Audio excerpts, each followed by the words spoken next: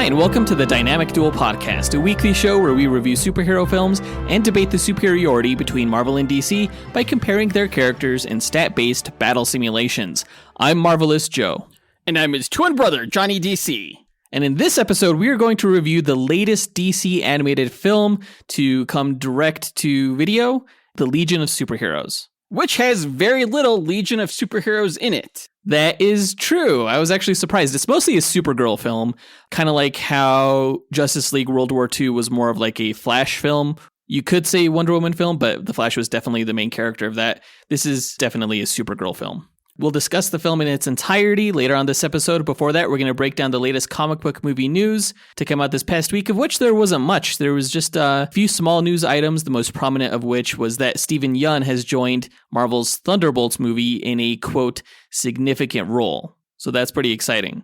As always, we list our segment times in our episode description, so feel free to check out the show notes if you want to skip ahead to a particular topic. Don't forget, guys, to join us on Patreon, where we offer ad-free episodes of the show, access to our Discord chat community where you can chat with us and fellow listeners, and you can find it all at patreon.com/dynamicduel, which is linked in our show notes.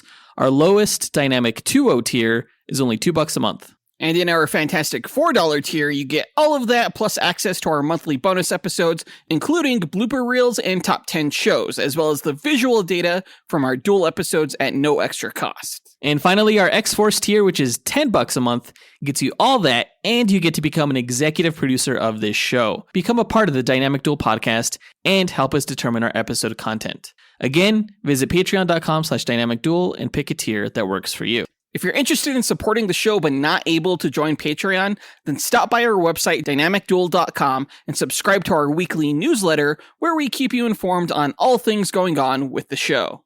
And we want to give a super special happy birthday shout out to Miggy, Matanguihan, and AJ Dunkerley, who both support the show and had birthdays this past week. Yeah, on the same day. They're twins! Miggy, if I could get you one thing from the DC Universe for your birthday, I would get you Starfire's phone number. And I'll get you the phone number of Emma Frost because Starfire's a hoe for show, and Emma Frost is a classy-ass lady. How dare you talk about Starfire that way? How dare you? AJ Dunkerley, I would give you your very own Hit Monkey. It's a pet and an assassin. Well, on the DC side of things, I would get you Wonder Woman's phone number. I think you'll like my gift more. All right.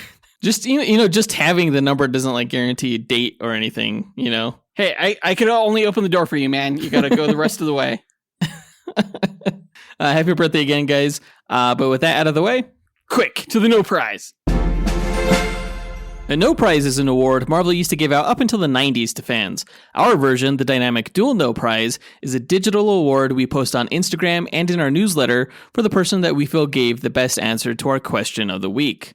Last week's question we asked, if you could be any character from either Marvel or DC, who would you be and why? And we got so many fantastic answers here that Jonathan and I have decided to kind of change up how we present these awards. So basically, we always run down our honorable mentions and the No Prize winner, and then, give a special thank you to those who took the time to call in with their answer. But from now on, if you don't make it onto the show, if you don't make one of the honorable mentions or the No Prize winner, we're still going to discuss your answers on our Discord server in the Question of the Week channel. So if you are a patron and part of our community, not only will you get to hear all the answers, but you also get to discuss them with us. So join up if you're not a member. That being said, our first honorable mention goes to Matt Lamb, who said, "Hey guys, Matt Lamb here. So I would definitely be Green Arrow. I do archery myself, so I'd love the enhanced skill, the athleticism, the hand-to-hand combat training, and the trick arrows. My wife, her favorite character is Black Canary. We both love the Mike Grell run and love the fact that they have a florist shop called Sherwood Florist, and also the wedding cake topper at our wedding was designed to look like the one from the cover of Green Arrow and Black Canary's wedding special." Heck, Matt Lamb, it sounds like you're already like 80% of the way to being Green Arrow already. Right? You just need to take some martial arts classes and maybe some gymnastics, and you're there, buddy. Just need to spend a couple of years on a deserted island alone, and yeah. That's it. Yep.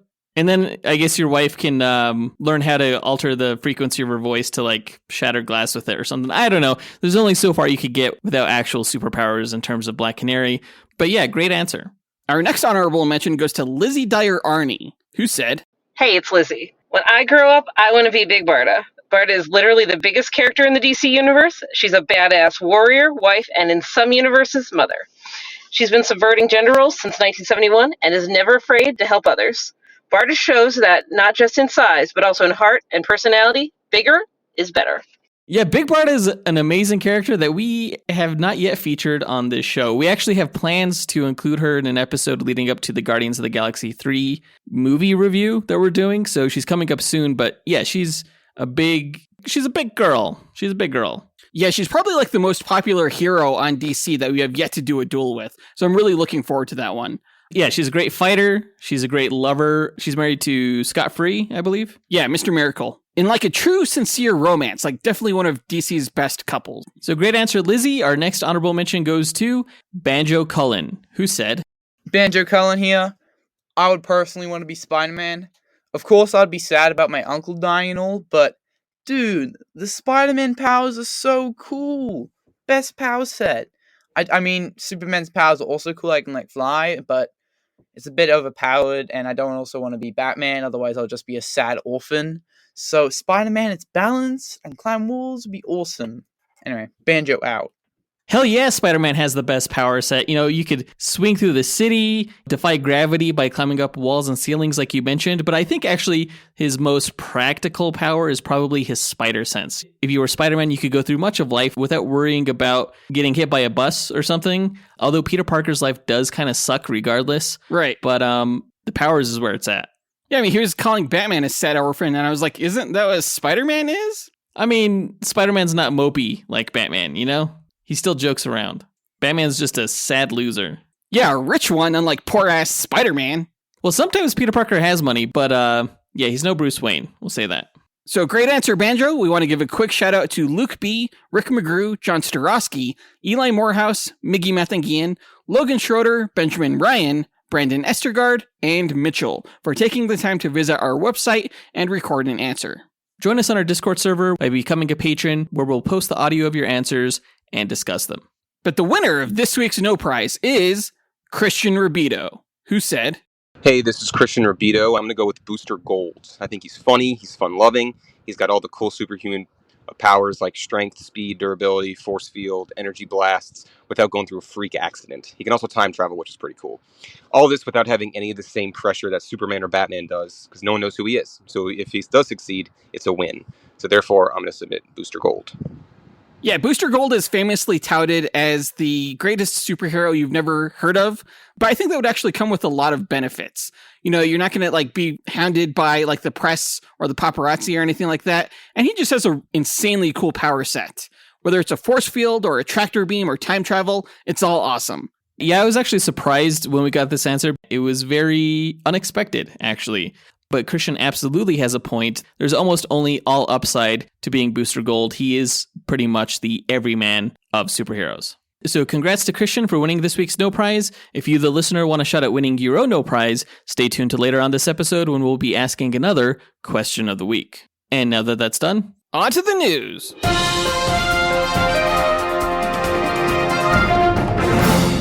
All right, this past week we learned that Yeun is going to star in the Marvel Phase 5 movie, The Thunderbolts, in an as-yet undisclosed role. Yeun, of course, is a phenomenal actor. For those of you who may not know, he was in the Walking Dead television series. He does the voice of Invincible in the Invincible television series on Amazon. He recently got nominated for an Oscar for his role in a movie called Minari, and he was also in the recent movie Nope. Right, yeah, that's where I've seen him last. He's a great up-and-coming actor, although I feel like he's been up-and-coming for almost a decade now. So it's really nice to see him finally get his due with a sizable live-action part in a Marvel movie.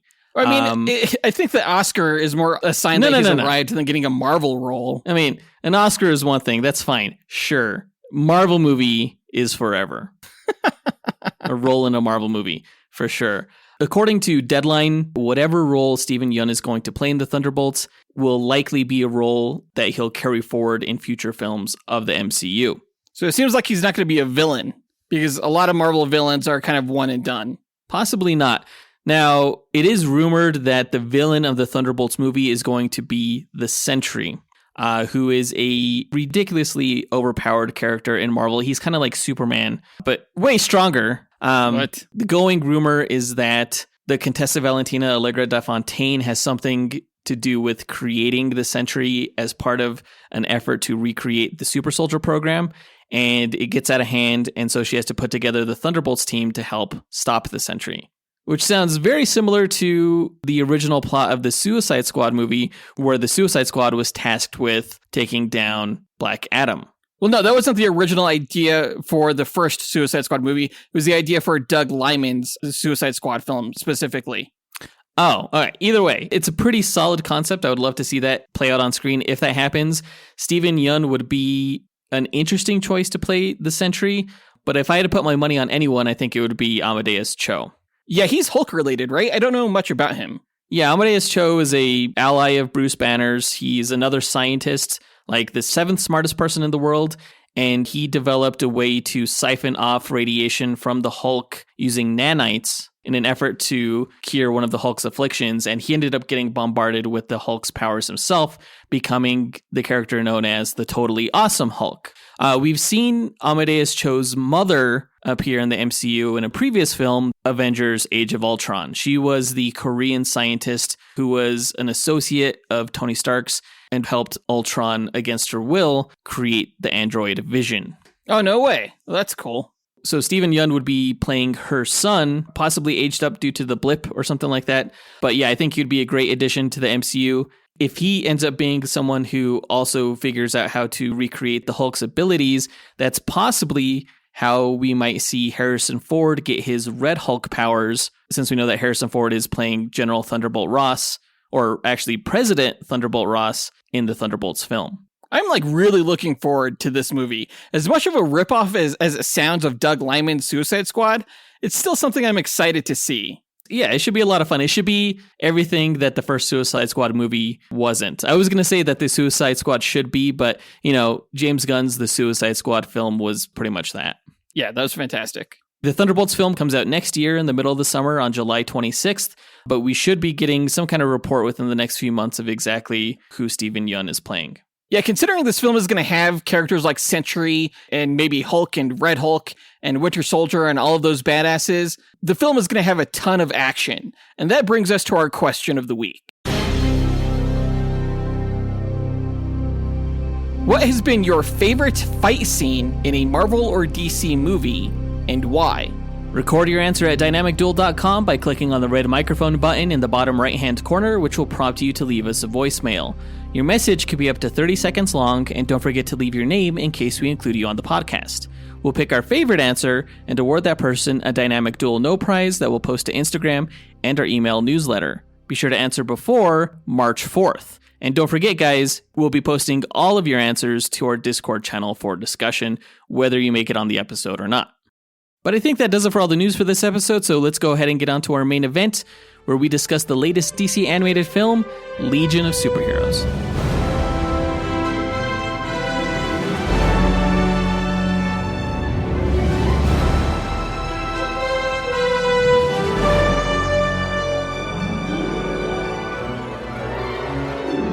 All right, The Legion of Superheroes is DC's latest direct-to-video animated film and the 6th film in the Tomorrowverse DC animated film continuity that began with Superman, Man of Tomorrow. This film has direct ties to the second film in the Tomorrowverse, Justice Society World War II, which briefly deals with Superman and the Flash battling Brainiac. We reviewed that film.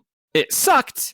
And honestly, I can't say Legion of Superheroes was much better, unfortunately. Yeah. Normally, we include a spoiler warning at the top of our reviews for films we recommend watching. But with this film, I'm going to say that, like, unless you're a big Supergirl or Legion of Superheroes fan, you could probably skip this film. And even then, Supergirl and Legion fans are most likely going to be pretty disappointed. Well, maybe not Supergirl fans, but definitely Legion fans. Yeah, we haven't done too many duels. Actually, any duels with any of the Legion of Superhero characters. And shame on me for that, because there's some really cool characters, and I hope to eventually do them down the line and lead up probably to some kind of team duel episode with the Legion team.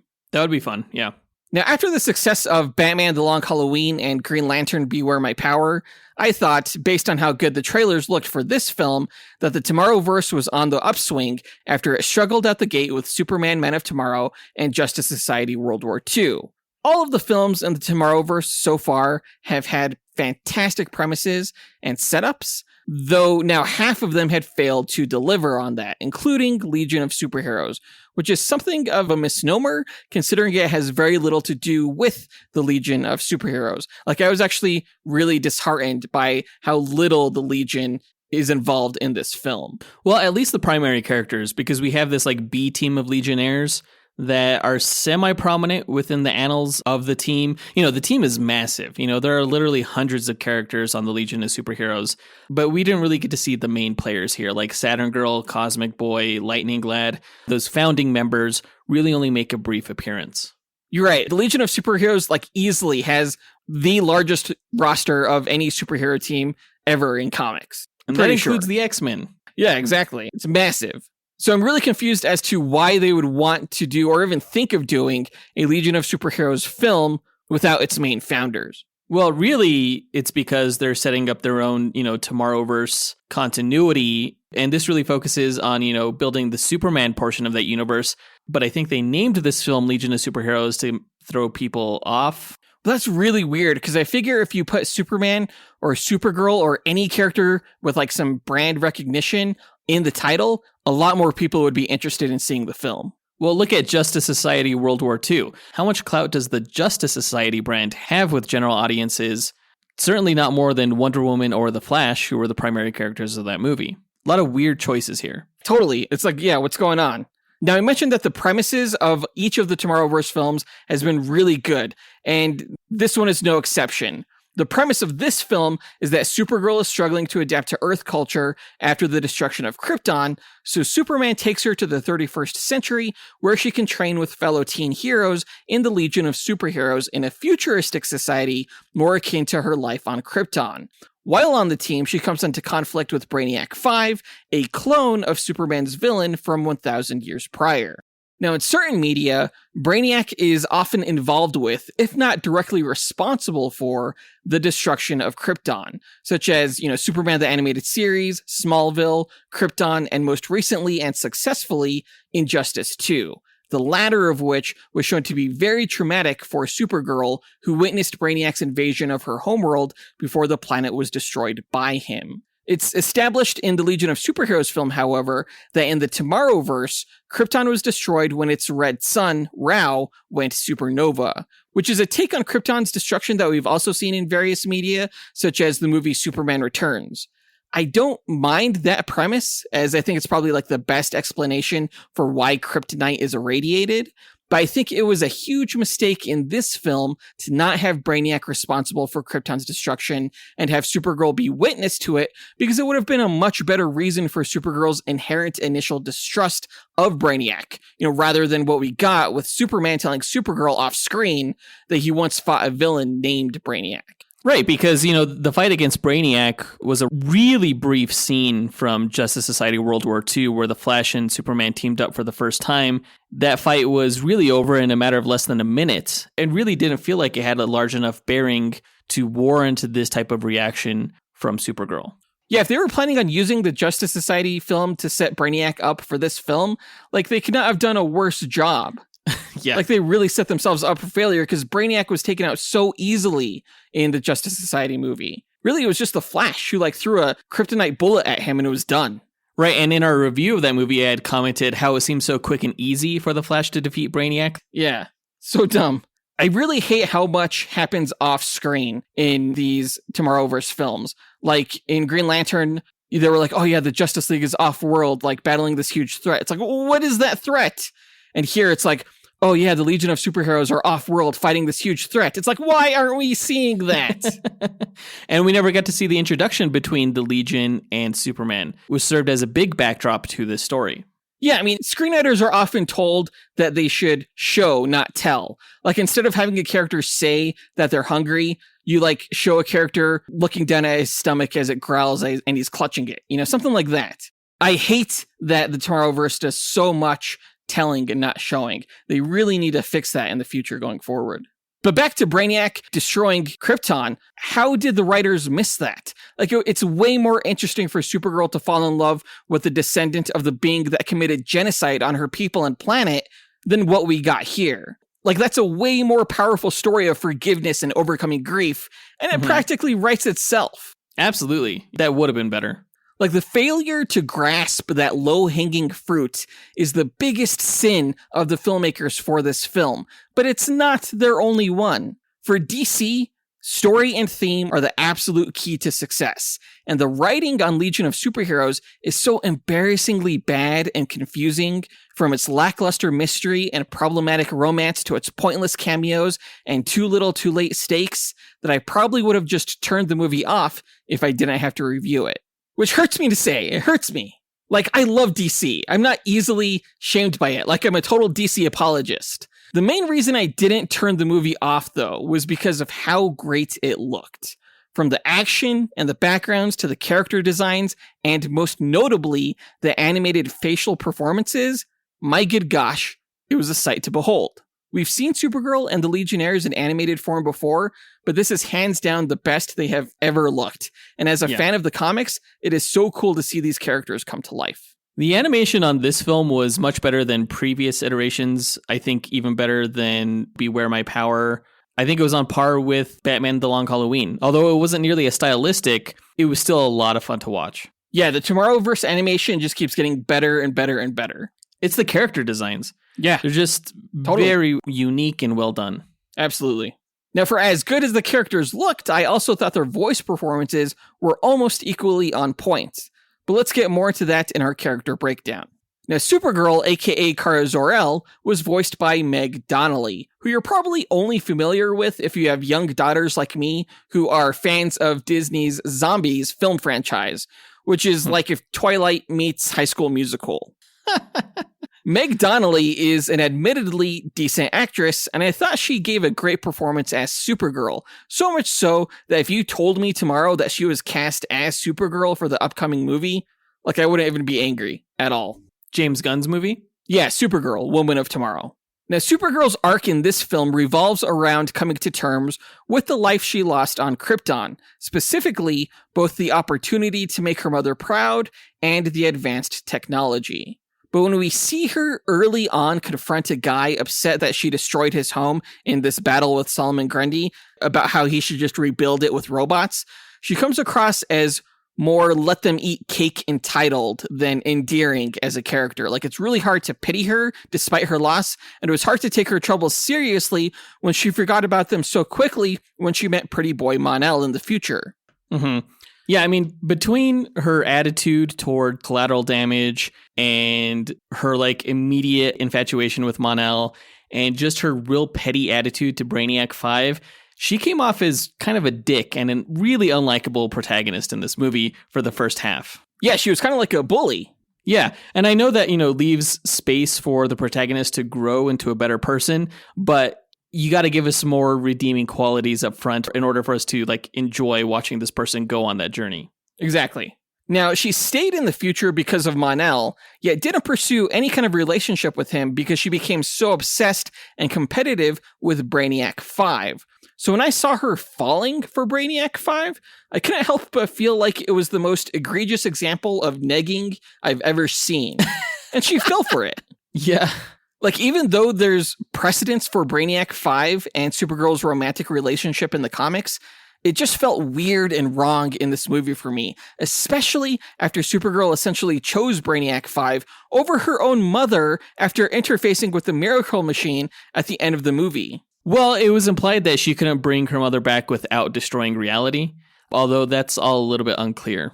You're right, yeah. Brainiac was like, don't bring back Krypton, you're going to break reality. And I'm like, why? What? Like, that's not how the Miracle Machine works in the comics. I didn't quite get it. It was nice that Supergirl got one last moment to say goodbye to her mother and let her know that, she's making her proud by doing the protective work they always dreamed of doing together on Krypton. But the climax was so confusing that it was really hard to appreciate that moment. Yeah, they were like astral projections of themselves at one point. It was kind of hard to tell what was real and what was like a dream machine induced fantasy type thing. Yeah, one moment you see like Brainiac 5 get like dusted. I was like, Yeah. what? It was like he was there in spirit somehow, but he was also still there physically. It was very bizarre. It was a very bizarre moment. I'm just really curious to see like how that was scripted, because I guarantee you that like probably made no sense on the page because it made even less sense on screen.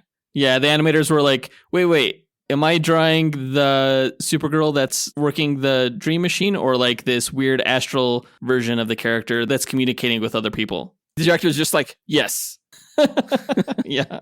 Moving on to Brainiac 5, he was voiced by Harry Shum Jr. of Glee fame, I guess. I've never seen Glee, but I'm not surprised Shum was on the show because his voice is great. And I thought he gave a convincing Brainiac 5 performance, just like very robotic, but with like a touch of emotion and humanity to it. Yeah, he played the part of the outcast really well. In the movie, we learned that Brainiac 5 hacked his way onto the Legion Academy roster in order to steal the Miracle Machine before other Brainiacs, as they wanted to give it to the mysterious Dark Circle secret criminal organization. Proud of his intellect, yet scorned because of his connection to Superman's adversary, Brainiac 5 wanted to prove that he was an individual and not doomed to the same fate as other Brainiac clones. He was the only one smart enough to recognize the Dark Circle's existence and mission to hack the Legion Vault, yet he knew no one would believe or trust him until Supergirl did. It's a decent arc, and the character is essentially the antagonist for the first half of the film as he and Supergirl compete in the Academy.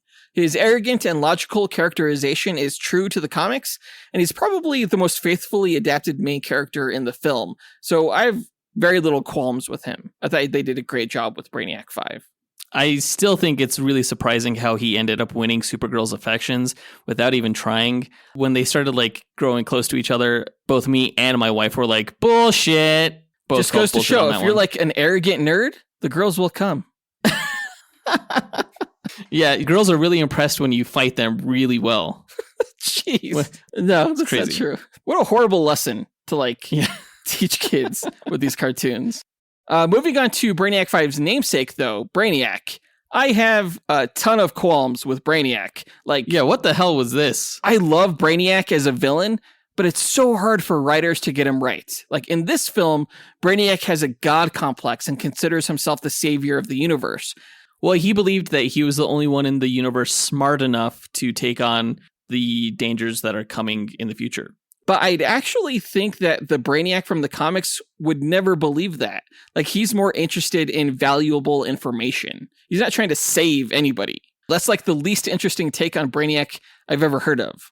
I can't say I was surprised that Brainiac ended up being the main villain, but I was very surprised that the writers decided to have him incorporate Brainiacs 2 through 4 into his body.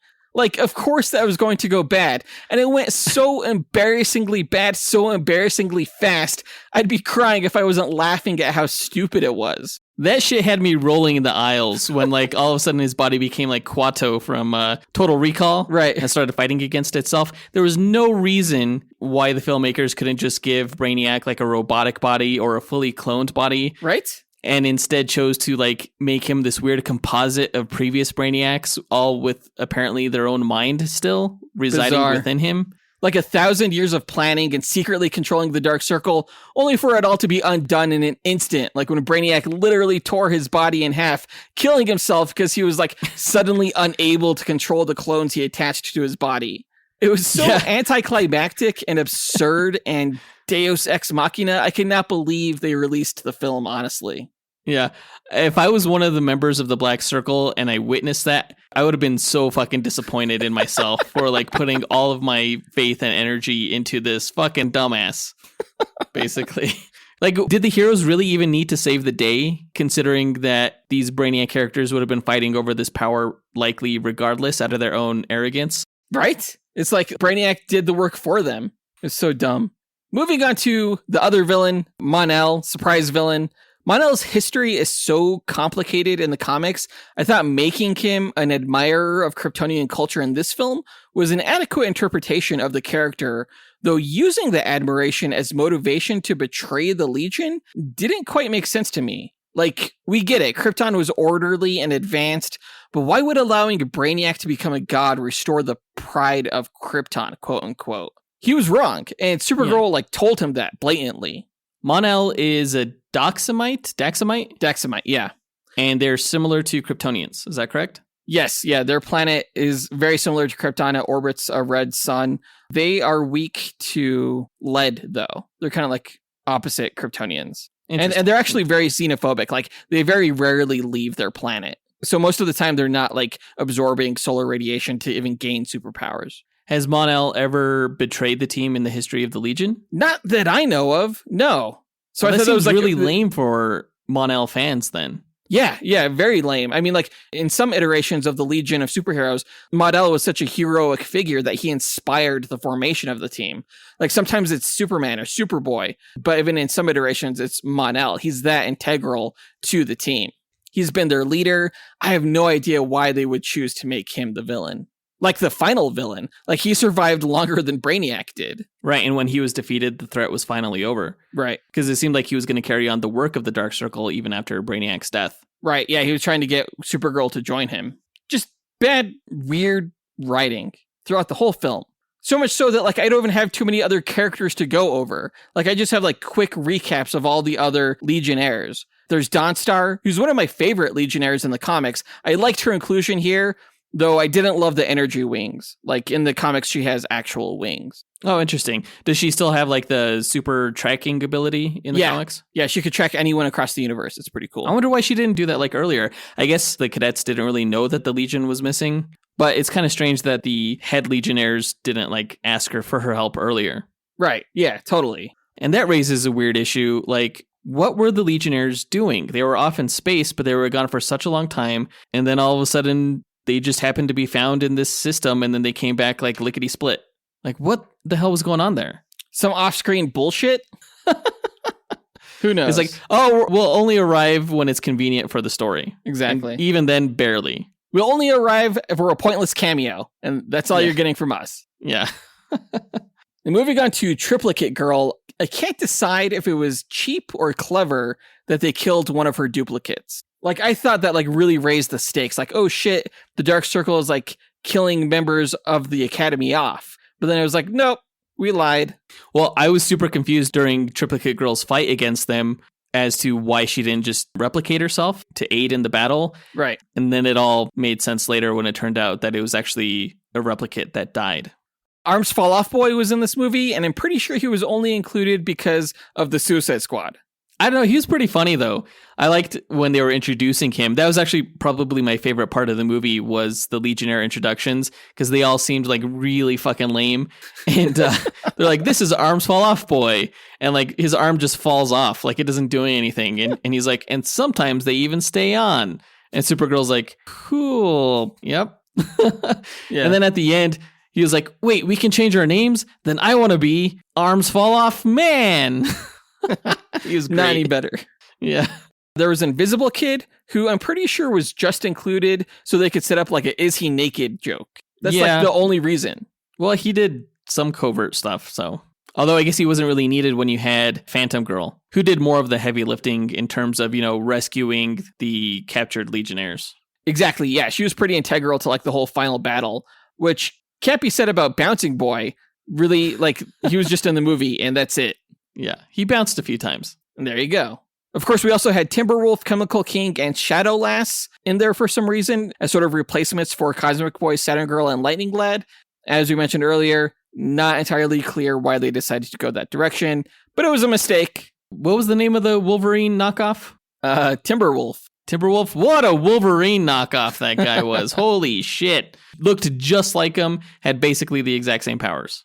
I think for a while we were considering doing a duel between Timberwolf and Wolfsbane from the New Mutants. Who knows? Maybe we'll still do that down the line. Yeah, maybe. I mean, it would be nice to get to some of the Legionnaires, regardless of how lame they are. There's some cool Legionnaires, dude. Cosmic Boy, Ultra Boy, Star Boy, Saturn Girl. They're really cool. I'll believe it when I hear it. Someday you will. Moving on to the story highlights, the film begins on Krypton with Kara and her mother Allura training together. Allura reveals that Kara has been accepted to Krypton's military guild before their red sun, Rao, becomes unstable, igniting Krypton's atmosphere and causing planet-wide earthquakes. Before Allura can fully explain what's going on, she puts her daughter in one of the working escape pods out of thousands that fail to activate, and Kara is jettisoned from Krypton before it explodes. Her ship is knocked off course, and she arrives on Earth decades after her cousin Kal-El, who grew to be Superman. It seems like Allura had a much more selfless plan to save people in lead up to the upcoming destruction of Krypton. Jor-El obviously told Allura about his theories of what was to come, but Jor-El only built a ship for one person, his son, whereas Allura built ships for like the entire city of Argo. Now, a lot of them didn't work, right? But like her plan was much better. Well, I think Jor-El was just probably more practical and knew that he couldn't do that, whereas I guess she tried. Yeah, Jor-El didn't even try. And he probably knew about this longer. He probably could have saved a whole lot more people than just his son if... What? Stop bad-mouthing Jor-El. He's a good just father. Made him look bad. I feel like I was like, holy shit, look at all these other pods that could have gone out. Like Allura seemed like way better at this rescue mission thing than Jor-El did. Hey, she's lucky she got one of them to work. Okay. She's no scientist.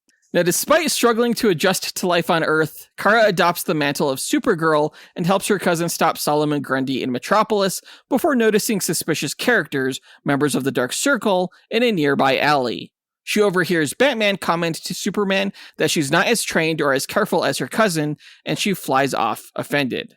Now, what did the Dark Circle have anything to do with this whole scene?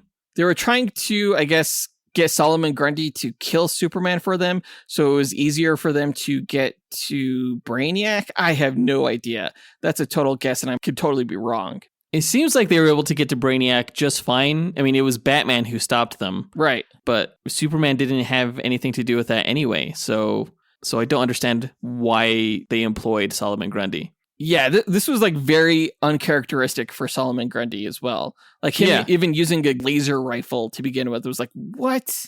What are they doing? I was like, good thing we didn't use that in the duel episode against Werewolf by Night. Yeah, if I would have known that, I would have just been packing in that duel episode. Really, it was just a way to show that the Dark Circle, has been around for 1,000 years, I think. It seemed totally unnecessary to their plot at large. It was. It absolutely was. What's interesting is that we never actually see the Dark Circle get a hold of Brainiac's body. We saw an attempt that was stopped by Batman, but you would think that if Batman stopped him, it would change the future so that they never did retrieve his head. Yeah, that made no sense, whatsoever. That led nowhere. I thought we were going to keep, flashing back to the past and maybe see, the Dark Circle become successful. But no, as far as we know, we didn't see them be successful. Once again, off-screen bullshit. Yeah. Now, at the Kent farm in Smallville, Supergirl and Superman have a heart-to-heart conversation. Superman uses a time bubble given to him by the Legion of Superheroes to open a portal to the future where he introduces Supergirl to the advanced world of the 31st century and the Legion of Superheroes. Meanwhile, in the 21st century, Batman stops the Dark Circle from stealing Brainiac's head, or whatever they were trying to do. After meeting Mon-El, Supergirl agrees to stay in the 31st century and train with the Legion Academy. After meeting her roommate Dawnstar, Supergirl mistakes fellow Legion cadet Brainiac 5 for her cousin's villain and the two fight. They are reprimanded by the acting heads of the Legion, Timberwolf, Chemical King, and Shadowlass, before being asked to leave. Brainiac 5 listens in secret to the Legionnaires in charge talk about how they're not sure how Brainiac 5 made it into the Academy and how they're concerned that they're unable to communicate with the rest of the Legion off-world. I did think that the fight between Brainiac 5 and Supergirl was pretty cool. It's always kind of neat to see how Brainiac 5 uses his technology to go toe-to-toe with someone as powerful as Supergirl or Superman. It was pretty interesting how he used his kinetic force field that would get stronger the more she attacked it. And then Supergirl turned that around on him by solidifying it so much that it stuck into the ground. And then she launched him from the ground. Right. It's pretty interesting. It really seemed, though, that the movie was trying to sow seeds of distrust against Brainiac 5. But I wasn't having that from the get-go because I was like, Brainiac 5 is a good guy, Right. So I was just waiting for the other shoe to drop to find out who we really weren't supposed to trust. To be fair, I didn't know it was Mon-El until later. I knew it was going to be him, honestly, from the artwork that they used on the back cover for this movie. It has Supergirl, like, holding back Mon-El from fighting Brainiac 5. And this whole movie, I was, like, waiting for those two characters to come to blows. So I kind of realized that, yeah, Mon-El is probably going to be the one to betray them. Interesting. Way to spoil it, DC. Now, Mon-El introduces Kara to the rest of the Academy cadets. Bouncing Boy, Invisible Kid, Triplicate Girl, and Arms Fall Off Boy. As Supergirl learns and trains at the Academy, she bitterly competes with Brainiac 5, though after a drone they're building goes rogue, they eventually begin to grasp that they work better together as a team. After hearing from Dawnstar how no one likes Brainiac 5 and feels he doesn't belong, Supergirl begins to pity him. Now, while Triplicate Girl is out at night looking for their class pet, Prody, she's attacked and killed by members of the Dark Circle. Supergirl is also out at night and spots Brainiac 5 outside the Legion vault, where she attempts to apologize to him. When they spot Triplicate Girl dead, Brainiac 5 is immediately attacked and subdued by the 3 Legionnaires in charge, who reveal that Brainiac 5 hacked his way into Legion Academy and planted a virus that's preventing them from communicating with the rest of the Legion. Accused of killing Triplicate Girl, Brainiac 5 confesses to the hacking, but not the killing, whom he blames on the Dark Circle before being imprisoned. Now, I notice he doesn't deny halting communication between the Legion out in space and the Legion headquarters, so I'm still unclear as to who was responsible for that. Well, it would have made stealing the machine easier for him, so he had reason to do it. But it also would have made, like, tackling the Dark Circle with the small group that the Legion had more difficult. But he was so arrogant that he probably didn't think that he would need their help. Yeah, maybe. Now, Supergirl, having seen glimpses of the Dark Circle in the 31st century, sneaks to Brainiac 5's holding cell, where she learns from him that he cheated his way into the Academy to prevent his family from stealing the Miracle Machine from the Legion vault. Believing the Dark Circle is already at Legion headquarters, Supergirl frees Brainiac, and they head to the vault where they meet Mon-El, who joins them. And this is where I was like, oh, yep, he's a bad guy. Yeah.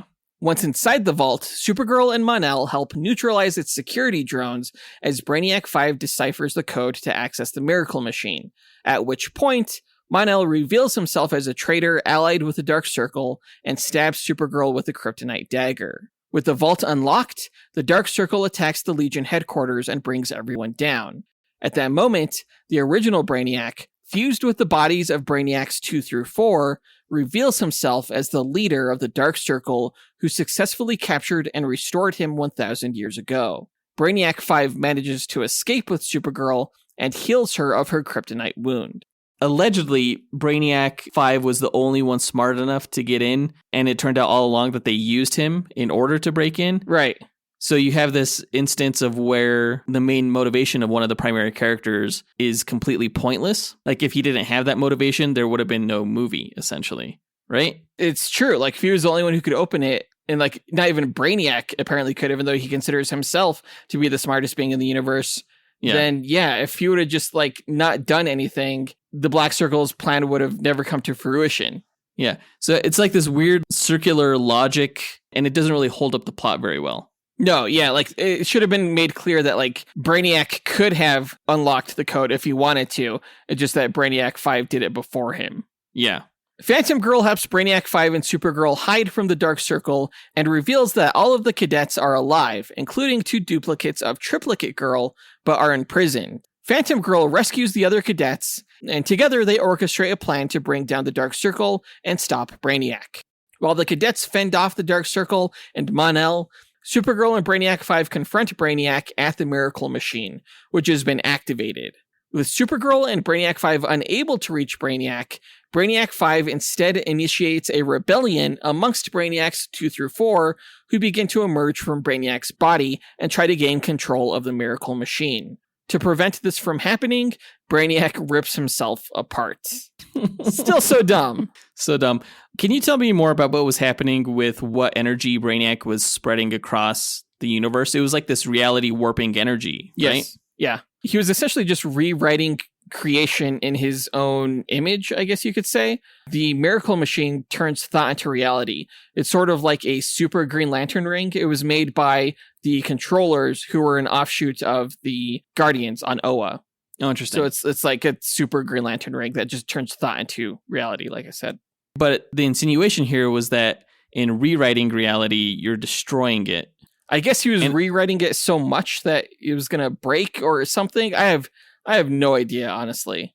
It makes me wonder if Kara couldn't just rewrite reality to be exactly as it was, but with Krypton or her mom still around, what the issue with that would be. Yeah, that's the big question. I have no idea.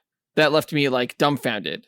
It seemed like if she could have used the machine correctly, everything could have worked out for her. But she chose not to. Because Brainiac 5 told her it would break reality. Yeah, but then she could just rewrite it. Like, I don't get it. Exactly. What the hell happened right exactly. there? Yeah. Now, Supergirl takes control of the Miracle Machine to undo changes to reality that Brainiac had caused. Realizing she could bring back Krypton and her mother in the process, Brainiac 5 convinces her to instead restore reality to what it was to prevent it from breaking, and to send the Miracle Machine to a different reality. At least I think that's what happened. I'm not sure why it needed to be sent to a new reality at all. If she sent it to a new reality, did she destroy that reality? And what reality did she send it to? I don't know if any realities were destroyed. I think Brainiac's reality was just like undone. But why she needed to send it to another reality, does that mean like another Earth? Like Earth 3 or something like that? I don't know. What are the consequences to that reality? Exactly. In the comics, the Miracle Machine was supposed to be like also a precursor to New God tech, which might have something to do with the post-credits scene. I'm not entirely sure. We'll see, I guess. Now, as the cadets gain the upper hand against the Dark Circle, Mon-El attempts to retreat, only to be confronted by Supergirl, who defeats him, just as the rest of the Legion returns. Brainiac 5 and Supergirl share a kiss, and the credits roll. In a post-credits scene, Supergirl introduces Brainiac 5 to Superman as her boyfriend through a time bubble. When the bubble closes, Superman and Batman wax cryptic about some threat before gazing upon a lava pit in the middle of a city and are zapped by a massive laser from space before vanishing, and a lava pit now in their stead. Oh, they're setting up some kind of fight with Apocalypse. Maybe. Like, the lava pit was not that big. Like, it was the size of, like, 5 school buses. And then when they got zapped, that was only as big as, like, a small sofa. I don't know if that was, like, a Zeta beam that hit them, but they essentially, like, disintegrated. They weren't Omega beams? No, it was a blue beam from space. Oh, interesting. Now, we've established Zeta beams in this universe already, so that is possibly what happened here. Yeah, it seems unlikely that they would go the route of Apocalypse, considering that the battle against Darkseid was the main narrative behind the previous DC animated universe. Right. So, like, why retread that old territory? Yeah. Considering the fact that the next Tomorrowverse film is going to be the first Justice League film, and it's going to be called Justice League Warworld, I imagine they're going a Mongol route rather than a Darkseid route. Oh, that'll be cool. I've been wanting to do a dual episode between Mongol and Annihilus for a while, so when that movie comes out, that might be a good time to do that. Oh, that's a good matchup. Yeah, that's not bad at all. But ultimately, that does it for this movie. I thought, even though it's visually striking, the poorly written film suffers from numerous story issues that will disappoint fans and leave casual viewers scratching their heads. I'm rating it 2 out of 5 stars, which matches our same rating for Justice Society World War II. I thought this was equally as bad. And for Rotten Tomatoes, I'm giving it a Rotten Tomato. I don't know if I necessarily would have gone that harsh, because I do think that I liked this film a little bit more than Justice Society World War II. I think the visuals were a little bit better, and the story, while largely nonsensical, held up just a little bit better than that Justice Society movie did. This one at least held up a little bit better structurally. So I would give it like 2.5 stars, but it's almost like, a turd's a turd. So either way, I wouldn't recommend it. That's fair. And I just Okay, like the way it looked. 2.5 stars. You convinced me. If I could get away with it, sure. 2.5. Maybe I'd just forgotten how bad Justice Society World War II was. That's kind of what I'm thinking. Yeah. Okay. 2.5 stars. That's my final offer. And that's what we're going to go with. I mean, there's a lot to question here, but I also think there are better answers for those questions. Marginally so. Yeah. I think it squeaks by a little bit more so. Cool. Well, that does it for this review. Let us know what you thought about the movie by writing to us at dynamicduelpodcast@gmail.com or by visiting us on Instagram or Twitter. You can find links to all of our accounts by checking out our show notes or visiting our website, dynamicduel.com. And on our site, you can also find a link to our Patreon page where you can join our Dynamic 2.0 tier to chat with us and fellow listeners, our Fantastic 4 tier, which gets you bonus content each month, or our X-Force tier that makes you an executive producer of this podcast. If you can't join Patreon, you can still support the show by signing up for our e-newsletter, also at dynamicduel.com.